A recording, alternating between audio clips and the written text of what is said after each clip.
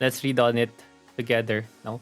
Okay. So this is the notice or statement from Com2Us about the changes that they made for Exchange Center and the Party Dungeon entry adjustment, right? So this is where they limited the entries to raids or elite raids to 5 times per day and Rupture 5 times per day, and for Seal 10 times per week.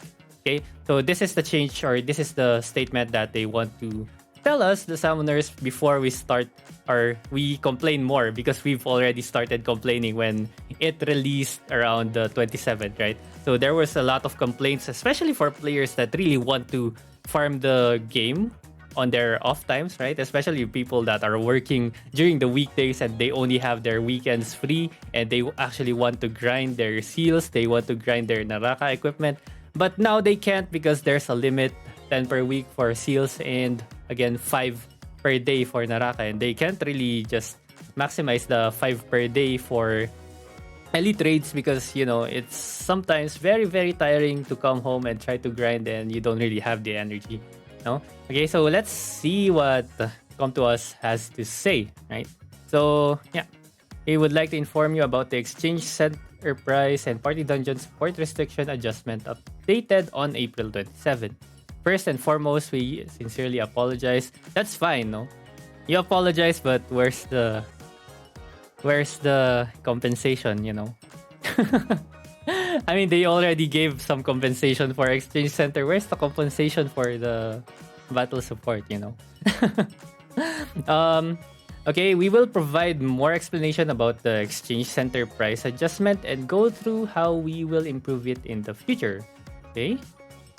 The price of items in the Exchange Center opened on March 9 had a big price range to enable summoners to exchange items as freely as possible. Okay. And then soon after the live service began, we identified items in the Exchange Center being exchanged at abnormal prices. At the same time, we also detected commercial messages on the world chat promoting Rahil recharges the Exchange Center currency.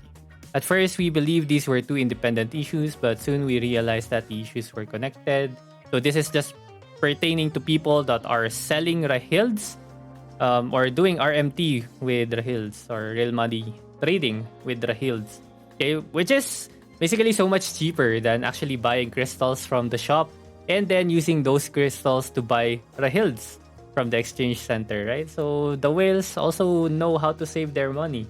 And it's easier to just buy it off from other players than just buying it off in-game, right? Certain groups gained a large quantity of Rahilds maliciously and abnormally to transfer them to a small number of players using the Exchange Center. And the max, average, and mean prices were always disclosed, which is true. When we check the exchange logs of items with a large difference between the max and mean prices compared to the average price, we learned that abnormal exchange repeatedly occurred on specific accounts. Okay, so did they do something about those accounts?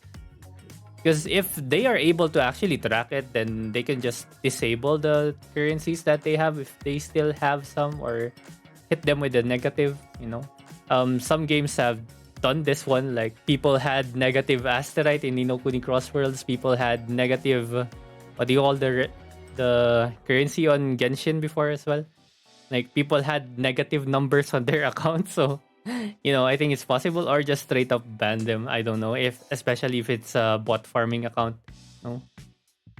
Or send them some ban messages, no, or ban them for a few days, weeks, or whatever. I don't know, right?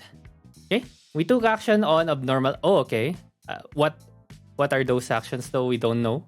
But similar issues were detected again on different accounts. Sure. It was deemed that this would damage the efforts of the majority of players who exchange normally if this issue, which is true, this is me. I'm affected. I'm one of those players who was actually trying to farm Rahilds legitimately, no?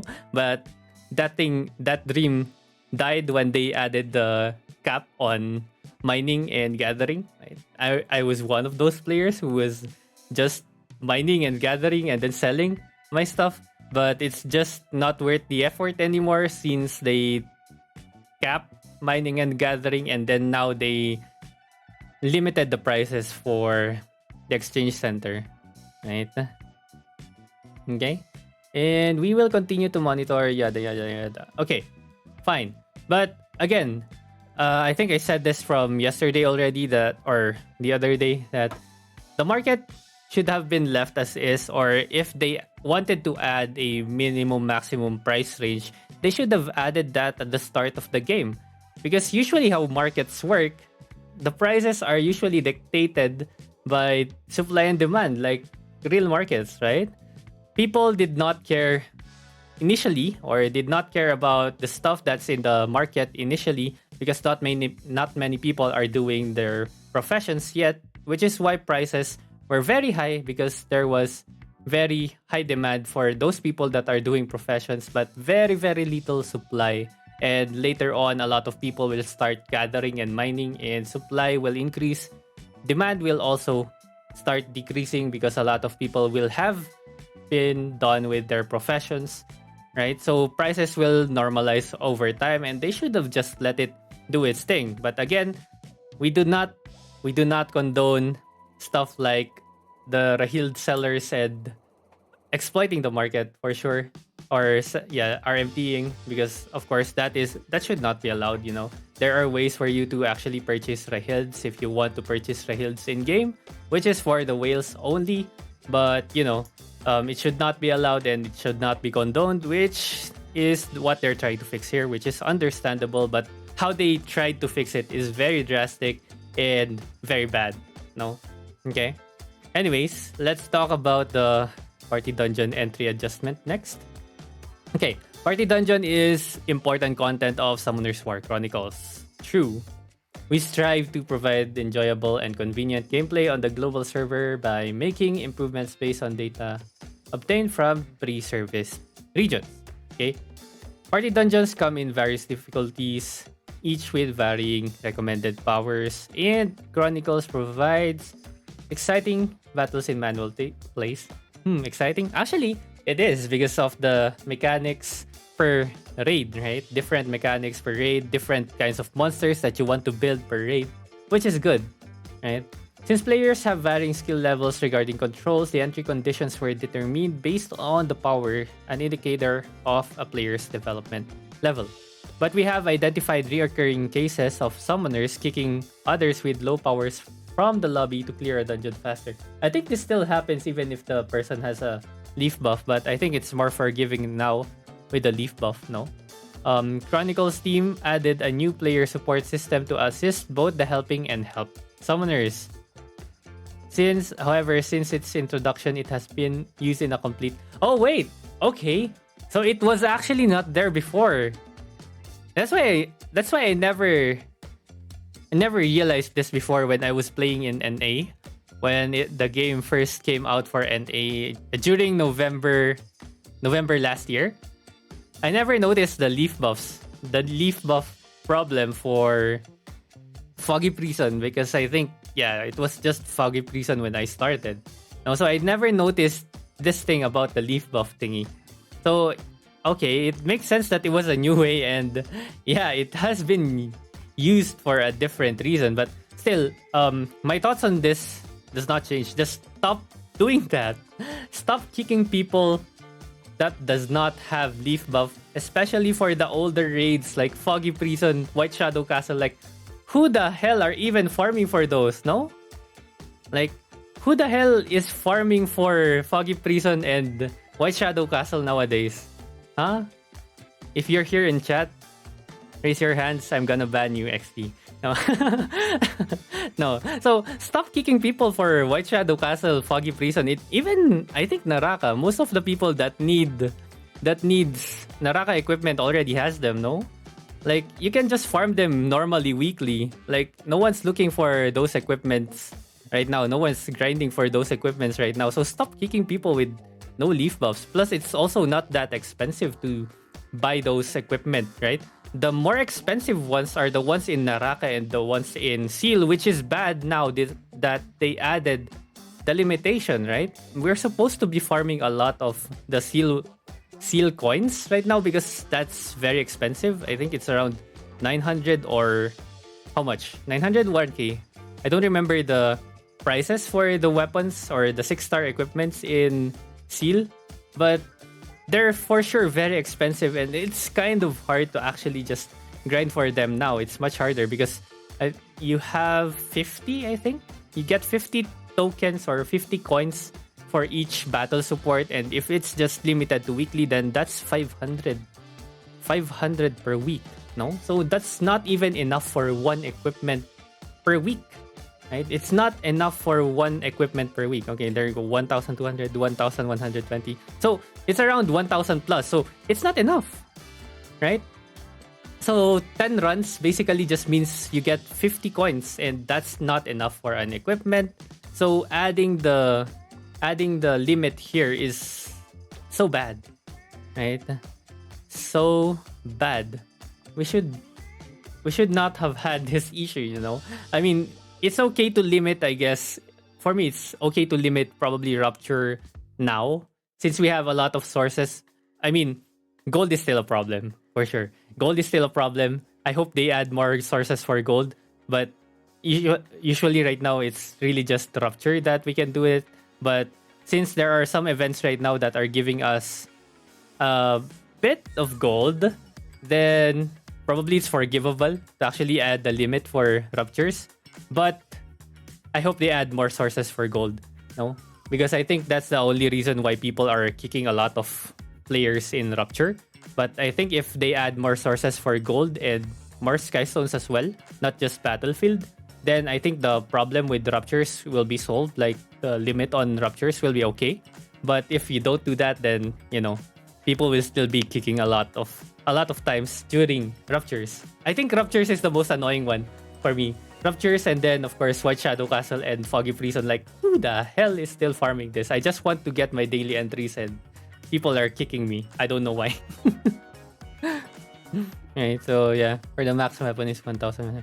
So in 2 weeks we can get a weapon. Yeah, it's 2 to 3 weeks, right? And then you get triple fire weapons now when you buy the weapon. So you know, it feels bad. You grind for 3 weeks and you get duplicate weapons. Hey, congratulations, you've been trolled. So fun, right? So anyways, yeah, it's just natural that people will really get kicked from lobbies because some people just really want to clear stuff. Some people just are still looking for the leaf buffs, and some people just want to get stuff over with. No? Okay? So, as some summoners may have experienced, even members of the Chronicles team were kicked from the lobby for more than 30 minutes for not being a protected Wait, huh? Even members of the Chronicles team? You have players that are actually playing? OMG. I mean, you know, it really happens, but, you know, it's really just very annoying for Rupture. I think it's just really Rupture, White Shadow Castle, and Foggy Prison. That's the issue here. Like, who the hell is farming those? And then, yeah, we introduced the Chronicles Manners campaign. Wait, what is this? Where can you find this? Where can you find this? Chronicles Manners campaign, huh? I never saw that. Anyways, we apologize for any convenience caused by yet another issue, and the Chronicles team will improve the quality of life by adding the material. Okay, this is good. Okay, this is good. No, it's not good. We're still limited on the coins that we can get per week, no? We're still limited. Sure, it's good that we can buy the materials in the point shop. The problem is, where do you get the points? No? How much points can we get?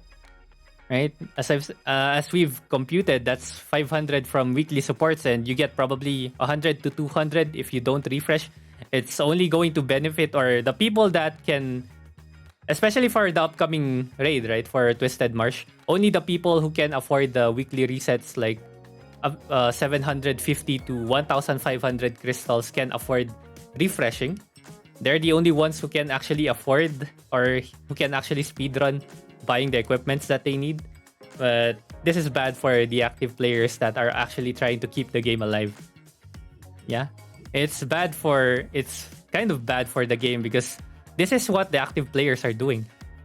This is what the majority of people who can't afford the 1,500 crystals weekly are doing, right? We are grinding. No, we grind. We don't. We don't. I mean, we use our time instead of our money. So time and money is almost the same thing. Like whales are basically buying time by speeding up their progress, and free to play are using their time to get what people are paying for. No, so yeah. So even the stuff we're being kicked from lobbies, true. But anyways, yeah.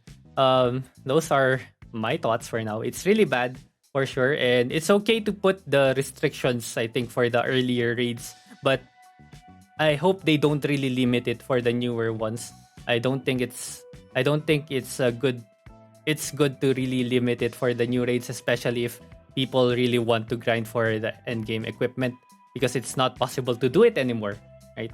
So it's much harder to obtain them. I mean, probably they're trying to prolong the game that way by adding, I don't know, adding restrictions, limitations, so that they can farm it for 2 to 3 weeks and then get upset when they get the same element of equipment.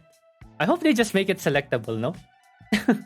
They just make the equipment element selectable, right? I think that's a so much better change in the point shop as well, or make it probably much more expensive. If you want to gacha it, make it the same price. If you want to select the, if you want them to actually select the element, make it more expensive. I don't know. Isn't that better? Wouldn't that be better for the shop as well? I think it's a good one. But anyway, that's my thoughts. Let me know what you guys think in the comments below. And yeah, thank you very much for listening to my thoughts. And let me know your thoughts in the comments as well. And chat's thoughts up there. Alright, so this is it for me. Alright,